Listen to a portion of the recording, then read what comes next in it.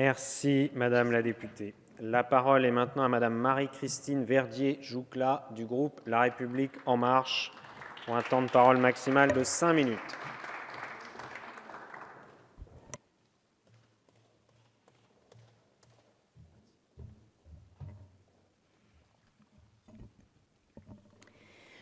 Monsieur le Président, Monsieur le Ministre, Monsieur le rapporteur général, Monsieur le Président de la Commission des finances, chers collègues.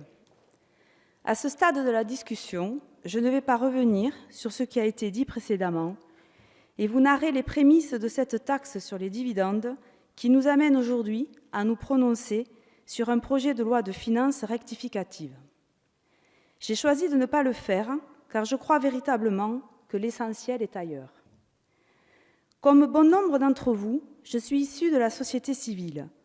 Avant de me présenter au suffrage des Françaises et des Français, j'étais cadre bancaire, concernée par la situation de mon territoire et de mon pays, mais sans mandat politique. En m'élisant, en nous élisant, beaucoup me l'ont dit.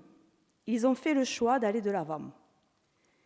Si je suis devant vous aujourd'hui, si je me suis engagée dans cette expérience collective et citoyenne, c'est parce que pour la première fois, je pense sincèrement que nous pouvons transformer notre pays. La transformation est souhaitable et elle sera parfois difficile, mais nous mettrons tout en œuvre pour trouver les solutions qui remettront la France sur les rails, quitte à bousculer les codes. Là est le projet de la République en marche, un projet dans lequel je me reconnais, un projet que les Françaises et les Français attendent de voir se concrétiser. Aujourd'hui, je nous fais confiance, nous, parlementaires. Nous sommes nombreux à avoir ici le goût du débat. Mais sur des sujets d'importance, les Français attendent de nous que le bon sens dépasse le jeu politique. Personne ne détient la vérité absolue dans la vie comme en politique, et nous devons tous rester humbles et savoir collectivement réparer certaines erreurs. Qui sont les responsables ? La question n'a pas à être tranchée ici, et l'enquête demandée saura nous donner les réponses. Je le répète, l'essentiel est ailleurs. Il s'agit désormais de sortir par le haut de cette situation et de trouver une solution. Parmi vous, certains jugeront que celle proposée par Bercy n'est pas la bonne et que nous pourrions faire différemment.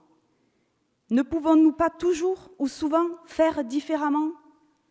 Mais quand notre ministre Bruno Le Maire nous dit que plusieurs solutions ont été envisagées avant de prendre cette décision et que l'option que nous étudions cet après-midi est la meilleure, la plus raisonnable, qui tient compte de nos engagements et de nos contraintes, croyons-le, faisons confiance. Donnons crédit à cette parole de l'État qui doit être la nôtre et que nous devons être fiers de porter. Si nous réussissons, alors vous réussirez avec nous. Et si nous échouons, vous échouerez aussi avec nous. Car il ne s'agit pas ici de nos destins personnels, mais bel et bien du chemin qu'emprunte la France. La majorité sait pourquoi elle est ici et quels sont ses objectifs. Laissez-moi vous les rappeler. Créer des emplois pour 1 million de jeunes et 1 million de Français très éloignés de l'emploi.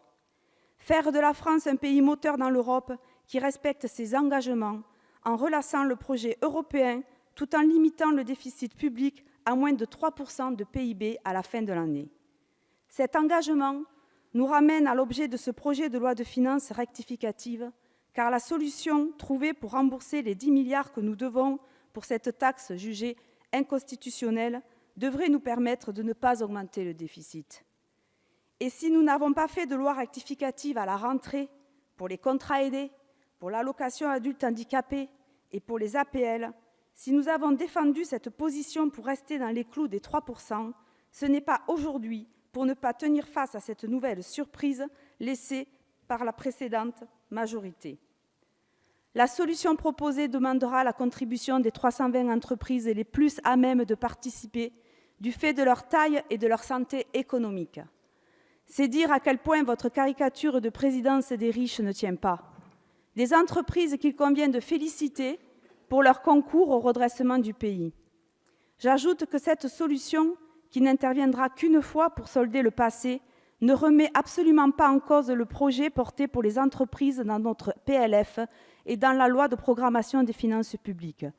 Je pense à la baisse progressive de l'IS, à la transformation du CICE en allègement de cotisations sociales, à la réforme de l'ISF en impôt sur la fortune immobilière et la mise en place du prélèvement forfaitaire unique qui permet de libérer le capital pour inciter l'investissement et attirer les investisseurs.